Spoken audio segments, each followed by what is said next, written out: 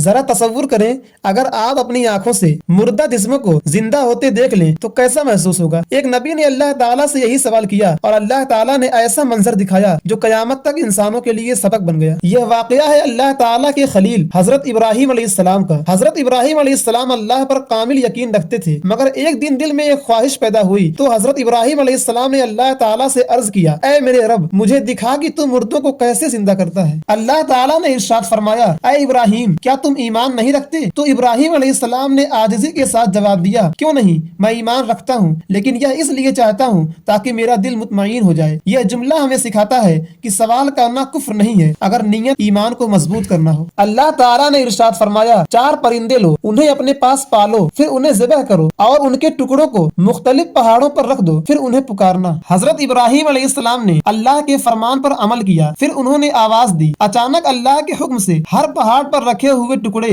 ہڈیاں اور گوشت آپس میں جڑنے لگے اور پر نکل آئے، اور دیکھتے ہی دیکھتے چاروں پرندے زندہ ہو گئے اور اڑتے ہوئے حضرت ابراہیم علیہ السلام کے پاس آ گئے۔ یہ تھا اللہ تعالیٰ کی قدرت کا زندہ ثبوت۔ جب اللہ تعالیٰ کن کہتا ہے تو ناممکن بھی ممکن بن جاتا ہے۔